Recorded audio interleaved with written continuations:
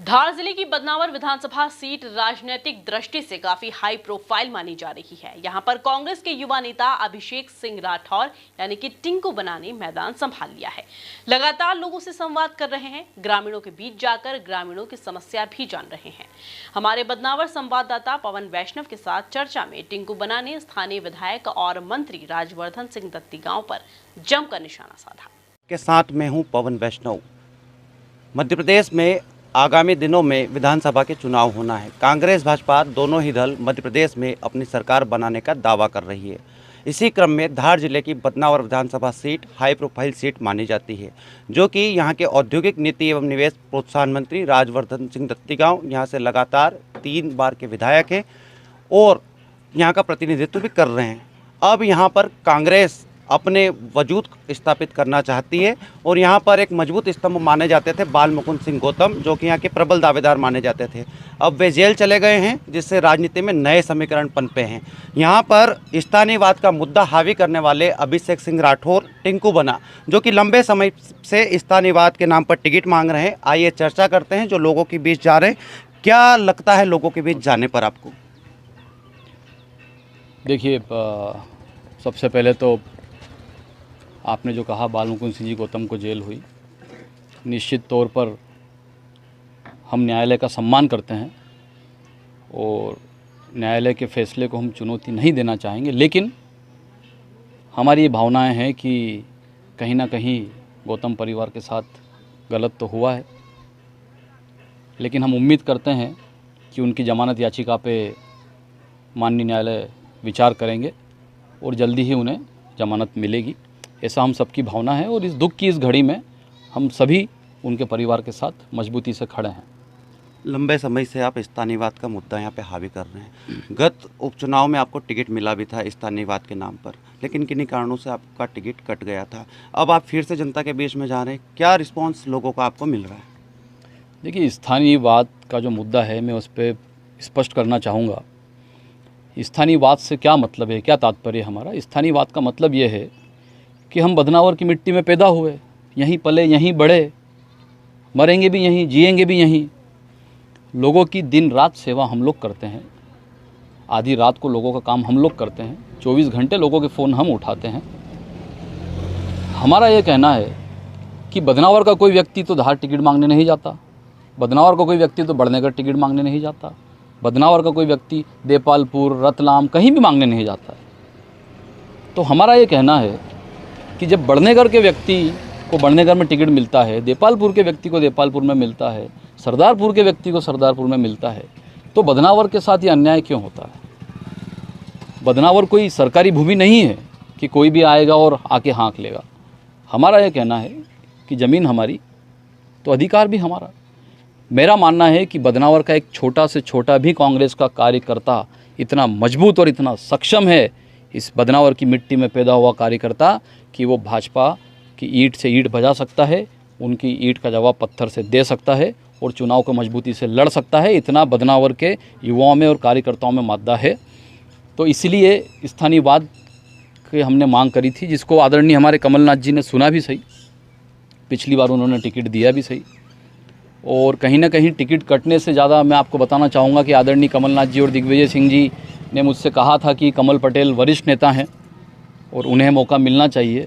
तो मैंने कहा कि बिल्कुल आपका आदेश सर्वोपरि है और मैंने खुद लेटर लिख के दिया कि आदरणीय कमल पटेल जी को उम्मीदवार बनाया जाए। मैं पीछे हटने को तैयार हूँ, क्योंकि मैं चाहता था कि पार्टी में टूट ना हो, एक गलत मैसेज ना जाए।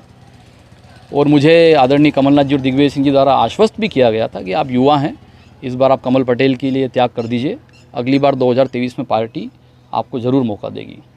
आप लंबे समय से प्रयास कर रहे हैं, बदनावर बदलाव यात्रा निकाली, कई आंदोलन भी किए, जिसको लेकर युवाओं में खासा आपको लेकर जनसमर्थन भी मिला था।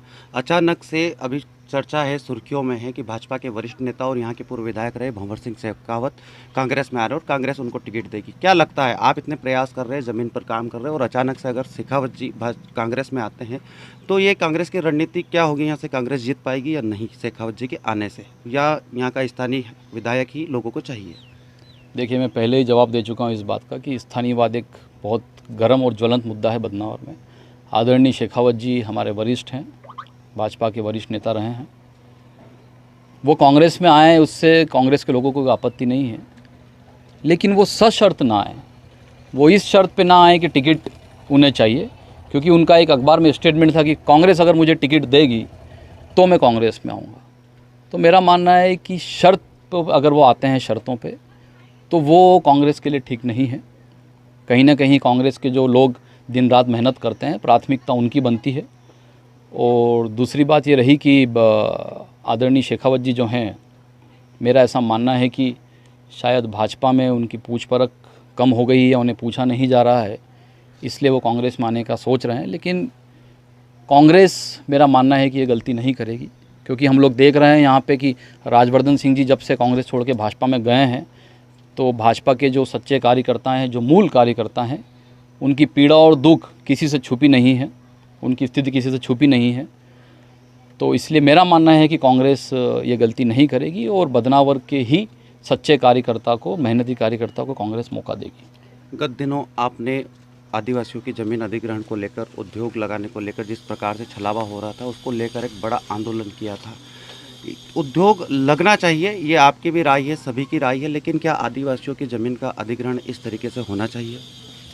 देखिए, शिवराज सिंह जी बात करते हैं आदिवासियों के अधिकार की, शिवराज सिंह जी बात करते हैं जल जंगल ज़मीन की, लेकिन बदनावर में उसका उल्टा हो रहा है। उद्योगों का स्वागत है, उद्योग आना चाहिए, लेकिन किसी की ज़मीनों पर कब्जा करके, किसी का घर उजाड़ के, लोगों को बेघर करके, इस तरह से उद्योगों का स्वागत हम तो नहीं करते हैं। निश्चित तौर पर बहुत ज़मीनें हैं, आप आइए, उद्योग लगाइए, लेकिन फिर उन उद्योगों में लोकल के लोगों को रोज़गार दीजिए। उद्योग बदनावर में आते हैं तो क्या सिर्फ बदनावर की ज़मीनों को हड़पने के लिए, बदनावर को प्रदूषण देने के लिए? क्योंकि जब रोज़गार की बात आती है तो बदनावर के लोगों को उन उद्योगों में रोज़गार नहीं मिलता। और इसी चीज़ को लेकर हमने आंदोलन भी किए, धरने दिए, प्रदर्शन किए, और हमने जो मांग रखी वो ये रखी कि अगर बदनावर का युवा है जो बेरोज़गार घूम रहा है, उसे रोज़गार मिलना चाहिए। और निश्चित तौर पर अगर बदनावर के उद्योगों में उन्हें रोज़गार मिलेगा तो उन्हें नौकरियों के लिए पूना, बॉम्बे, दिल्ली बाहर नहीं जाना पड़ेगा, अपने परिवार के साथ रहेंगे और यहीं पे नौकरी करेंगे। तो इस चीज़ को लेकर मुद्दा है हमारा। और निश्चित तौर पर जिन आदिवासियों की ज़मीनें सरकार ने ली है उद्योगों के लिए, कहीं ना कहीं वो लोग बेघर हो गए हैं। सरकार की जिम्मेदारी है कि उनके घरों की व्यवस्था करे, उनके परिवार के लोगों की नौकरी की व्यवस्था करे। इसी चीज़ को लेकर हमारी लड़ाई है।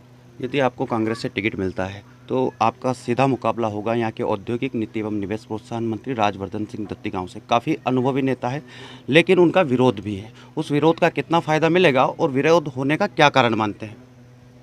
देखिए, सबसे पहली तो एक मैं कहना चाहूँगा कि एक आम लोगों की जो राय बन गई है, या ऐसा कहा जाता है कि धन बल और बाहुबल के दम पे चुनाव जीते जाते हैं। लेकिन मैं कहना चाहूँगा कि चुनाव धन बल और बाहुबल से नहीं जीते जाते, चुनाव जीते जाते हैं जनता के बल पे, है ना। जनता के दिलों में बस के चुनाव जीते जाते हैं।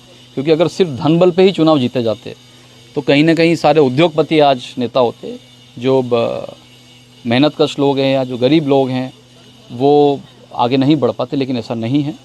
तो मेरा मानना है कि राजवर्धन सिंह जी के पास अनुभव हो सकता है, धन बल बाहुबल हो सकता है, लेकिन कांग्रेस के साथ जनता का बल है। कांग्रेस जनता के दिलों में बसती है। आदरणीय कमलनाथ जी जनता के दिलों में बसते हैं, और कमलनाथ जी के चेहरे को लेकर हम लोग लोगों के बीच में जाएंगे। और निश्चित तौर पर लोग कमलनाथ जी के चेहरे को देखकर, उनके पुराने जो उन्होंने काम किए हैं दिग्विजय सिंह जी और कमलनाथ जी ने मिलकर, उनको देखकर जनता निश्चित तौर पर कांग्रेस का साथ देगी। लोगों के बीच में जा रहे हैं, गाँव में जा रहे हैं, क्षेत्र में भ्रमण कर रहे हैं, क्या मूलभूत सुविधाओं की कमी पाते हैं? किस, यदि आपको मौका मिलता है तो क्या संभावनाएं होगी, क्या प्रयास करेंगे क्षेत्र के लिए?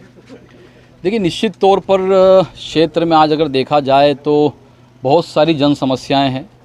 जैसे हम बात करें कि जिस तरह से रोड यहाँ पे मंजूर हुए थे, 132 के लगभग ग्रेवल रोड मंजूर हुए थे, लेकिन धरातल पर देखें तो उसमें से एक भी रोड कंप्लीट नहीं है। अब वो जो रोड के ठेके हैं, वो बदनावर का बच्चा जानता है कि उन रोड के ठेके किसके पास हैं, उस रोड में गिट्टी किसकी लग रही है, मोहर्रम किसकी लग रही है, जेसीबी किसकी लग रही है, डंपर किसके लग रहे हैं। तो इस तरह से भ्रष्टाचार चरम सीमा पर है बदनावर में। और एक भ्रष्टाचार बहुत बड़ा मुद्दा है, जो मंत्री जी के कार्यकाल में जितना भ्रष्टाचार हुआ है उतना आज तक के इतिहास में बदनावर में कभी भ्रष्टाचार नहीं हुआ था।